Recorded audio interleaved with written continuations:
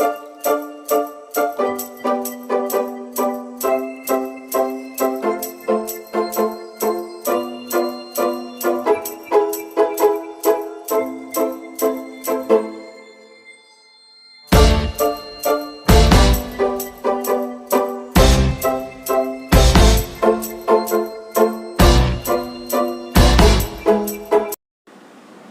Morning বন্ধুরা, তোমরা সবাই কেমন আছো? আশা করি তোমরা সবাই ভালো আছো, সুস্থ আছো, এবং আমিও ভালো আছি, সুস্থ আছি। তো আমি মিনু, তোমরা দেখছো Minu easy and simple lifestyle. তো আমার চ্যানেলে তোমাদের সবাইকে অনেক অনেক স্বাগত। তো বন্ধুরা, সকাল 8টা বাজে এখন। তো আজকে সকাল সকাল তাড়াতাড়ি সবাই উঠে পড়েছি, কারণ অন্য একটু কাজ আছে আমার। তো সকালবেলা দেখো, ঘুম থেকে উঠে বিছনা টিছনা ঝেড়ে নিয়েছি, আর আমার মেয়ে ভিডিও করছে। এখন বেড কভারটা আমি পাল্টে নেব, কারণ অনেক দিন হয়ে গেছে, বেড কভারটা ময়লা হয়ে গেছে। তো বেড কভার একটা নতুন নয়, পুরনো, তবে কাঁচা বেড কভার, ওটা পেতে নিচ্ছি। আর বালিশের কভারগুলো ওগুলোও পাল্টে দেব, সবগুলোই ময়লা হয়ে গেছে। তো কদিন ধরে ভাবছিলাম পাল্টাবো, তো পাল্টানো হয়নি। তো চলো বন্ধুরা, এখনও মেয়েটা বেড কভারটা পাল্টে নেব, নিয়ে তারপরে অন্যান্য কাজগুলো করে নেবো আস্তে আস্তে, কারণ সকালে টিফিনও বানাতে হবে। তো কী করছি তোমাদেরকে দেখাচ্ছি। চলো বন্ধুরা, আমি এখন বেড কভারটা পাল্টে নিই।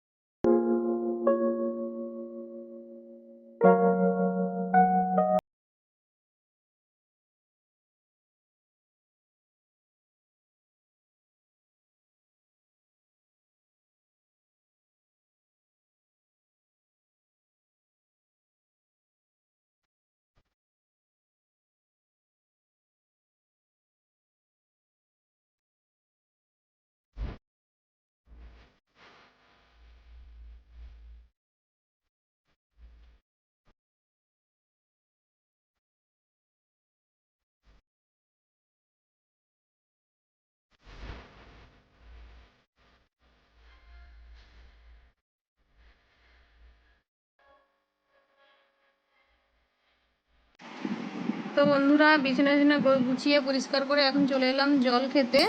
তো গ্লাসে করে দেখো আমি গড়িয়ে নিচ্ছি, বোতল থেকে হোক, মগ থেকে হোক, যেখান থেকে হোক, 1 গ্লাস জল খাওয়া সকালবেলা খালি পেটে ভালো। তো বন্ধুরা, চেষ্টা করবে তোমরা সবাই সকালে 1 গ্লাস খালি পেটে জল খেতে, এবং বসে খেতে।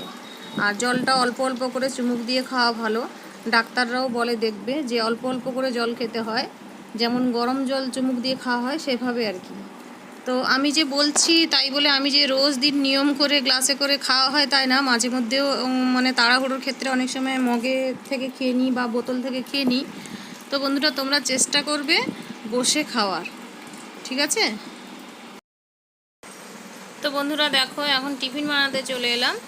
আর ছোলা সেদ্ধ করে নিয়েছিলাম, কালকে রাতে ছোলা ভিজিয়ে রেখেছিলাম, ওটা সেদ্ধ করে নিয়েছি। আর আমার বর আর আমি চা খেয়ে নিয়েছি। আর এখানে দেখো কড়া বসিয়ে দিয়েছি।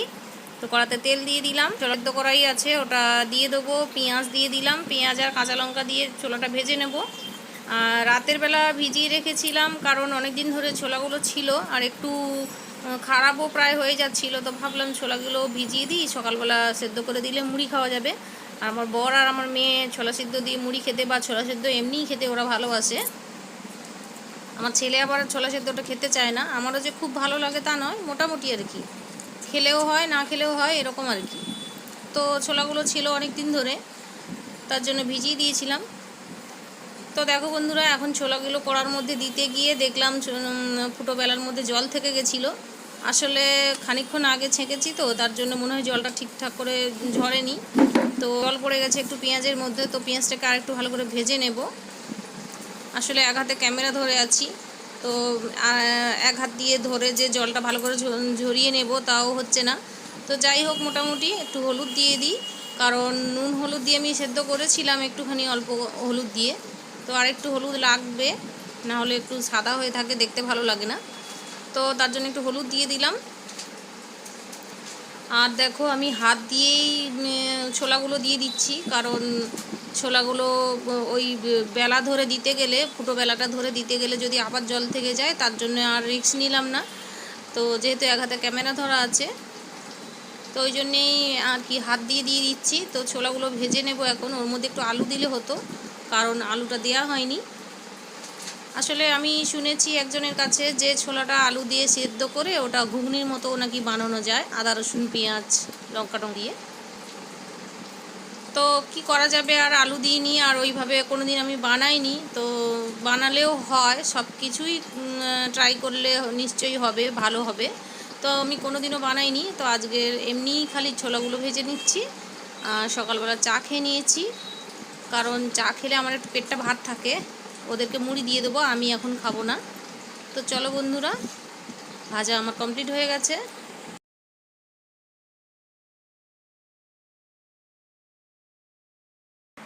তো বন্ধুরা দেখো, ওদেরকে খেতে দিয়ে আমি রান্না বসিয়ে দিয়েছিলাম, কিছু রান্না আমার হয়ে গেছে। তো চলো তোমাদেরকে দেখাই এখন কি কি রান্না করছি। তো চলো বন্ধুরা, তোমাদেরকে দেখিয়ে দিই কী কী রান্না করছি। এখানে আমি, আমার বর তো মুরগি মাংস খায় না, তার জন্যে ডিমের তরকারি করছি। এখানে দুটো ডিমের তরকারি তুলে দিয়েছি, ডিম সেদ্ধ করে একটা আলু দিয়ে তরকারি তুলে দিচ্ছি, ওটা আস্তে আস্তে ফুটছে, কারণ আলুটা সেদ্ধ হবে। আর এখানে ওই উচ্ছে কেটে নিয়েছি, উচ্ছে আর এই যে লাল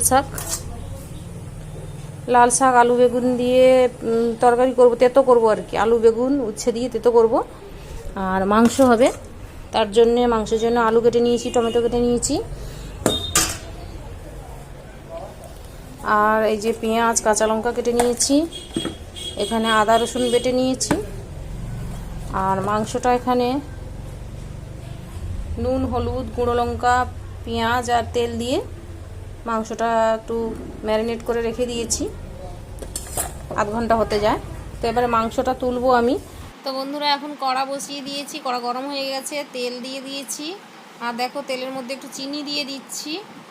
তো চিনি বা বাতাসা যাই থাকুক না কেন, অল্প একটু চিনি দিয়ে দিলে, আমার ওই বাতাসা পড়ে গেছে একটা, আর চিনি নিচের দিকে আছে বন্ধুরা দেখো, তার জন্য বের করতে পারছি না। তো অল্প একটু চিনি দিলাম, বাতাসটা পড়ে গেল। তো চিনি দিলে কালারটা ভীষণ ভালো আসে। তো তারপরে দেখো, এখানে তেজপাতা আর গোটা লঙ্কা ফোড়ন দিয়ে দিচ্ছি। তো ওই চিনিটা ফুটে উঠেছে, এরপরে পেঁয়াজ দিয়ে দেব। পেঁয়াজগুলো ভালো করে ভেজে নেব। দেখো কেমন সুন্দর কালার এসছে। তেলে বাতাসা দিলে কি হয়? তেলে বাতাসা বলো আর চিনি বলো, যাই বলো, দিলে একটু কালারটা ভালো হয়। মানে আমার মা আর আমার বাবা যখন রান্না করতো আমি দেখেছি, বা আমার দিদি রান্না করলেও দেখেছি, চিনি দিয়ে দেয়, ওতে নাকি কালারটা ভালো আসে। তো এখন পেঁয়াজগুলো ভালো করে ভেজে নিচ্ছি। দেখো কত সুন্দর কালার এসছে, এখনও কিন্তু আমি হলুদ দিইনি। তো এখন দেখো, আমি রসুন দিয়ে দিলাম। তো রসুনটা দিয়ে একটু ভাজা ভাজা হয়ে গেলে তারপরে কাঁচা লঙ্কা দিয়ে দেবো, তারপরে টমেটো দিয়ে দেবো। তো বন্ধুরা, কাঁচা লঙ্কা আমি দিই, আবার একটু অল্প গুঁড়ো লঙ্কাও দিই, কারণ মাংসতে একটু গুঁড়ো লঙ্কা না দিলে কালার আসে না, তো সাদা হয়ে থাকে, আমার ছেলে মেয়ে পছন্দ করে না। আসলে বাবা গুঁড়ো লঙ্কা দিতে না বলে, কিন্তু একটু গুঁড়ো লঙ্কা না দিলেও আবার হয় না। তো তো ওরা সাদা হয়ে থাকলে মাংস বলে মা ভালো রান্না হয়নি, নিশ্চয়ই আমরা খাবো না, তো ওই জন্যে আর কি। তো এখন দেখো একটু হলুদ দিয়ে দিচ্ছি, হলুদ দিয়ে তারপরে একটু গুঁড়ো লঙ্কা দিয়ে দেবো। আর গুঁড়ো লঙ্কা অল্প করেই দেবো, কারণ মাংসের মধ্যে একটু নুন নয়, হলুদ আর গুঁড়ো লঙ্কা দিয়ে মাখিয়ে রেখেছিলাম। তো এখন আদাটা দিয়ে দিচ্ছি, আর আদাটা দিয়ে ভালো করে মশলাটা কষিয়ে নেব। তারপরে টমেটোগুলো দিয়ে দেবো। এখন টমেটো অল্প একটু টমেটো দুটো কেটে রেখেছিলাম, দুটোই দিয়ে দিচ্ছি। আর পরে আবার আমি টমেটোর সস দেব। তো বন্ধুরা চলো এখন মশলাটা ভালো করে কষিয়ে নিয়ে আর একটু জল দিয়ে দেবো। আর মশলাটা কষাতে কষাতে আমার ওপাশে ডিমের ঝোলটাও হচ্ছে, ওটা গ্যাস কমিয়ে রেখেছি, যেহেতু একটা আলু দিয়েছি, আলুটা সেদ্ধ হতে সময় লাগবে। আর আলু মানে ডিমের সঙ্গে আলুটাকে সেদ্ধ করা হয়নি আর কি, পরে আলুটা দিয়েছিলাম, ভুলে গেছিলাম তার জন্যে। তো এখন এই বাটিটাতে মানে প্লেটটাতে ছিল তোমার আদার রসুনটা ছিল, ওইটা ধুয়ে একটু জল দিয়ে দিলাম। মশলাটাকে ভালো করে কষিয়ে নেব, কারণ যতক্ষণ না তেল ছাড়বে মশলা থেকে ততক্ষণ মশলাটা ভালো কষানো হবে না, তোমরা জানো নিশ্চয়ই।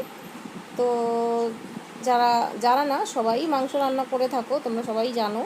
তো যতক্ষণ না দেখবে মশলা থেকে তেল ছাড়ে ততক্ষণ মশলাটা ঠিকঠাক কষানো হয় না আর কি। তো দেখো বন্ধুরা, আমার মশলাটা কষানো হয়ে গেছিলো, তারপরে আমি মাংস আর আলু তুলে দিয়েছি। তোমাদের সঙ্গে কথা বলতে বলতে আলুটাই আমার ভাজা হয়নি, আসলে প্রত্যেকবারই এরকম হয়, মানে কথা বলতে বলতে আর কি আলুটা ভাজা হয় না।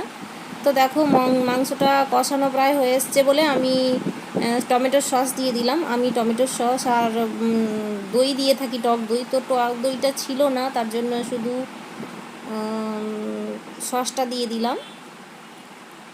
তো বন্ধুরা দেখো এখন মাংসের মধ্যে জল দিয়ে দিয়েছি, মাংসটা ফুটতে শুরু করেছে, টকবক করে ফুটছে।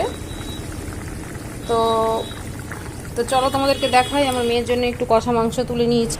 এই যে মেয়ের জন্য একটু কষা মাংস তুলে নিয়েছি, ও এটা এখন খাবে। আমি তাকিয়ে দেখিনি এখানে রেখেছিল। কষা মাংসের জন্য একটু তুলে নিয়েছি, ও এখন খেয়ে নেবে ওটা। আর মাংসটা ভালো হয়ে ফুটে উঠুক, আলু টালু সেদ্ধ হয়ে গেলে ওটা গরম মশলা দিয়ে তারপরে নামিয়ে নেবো।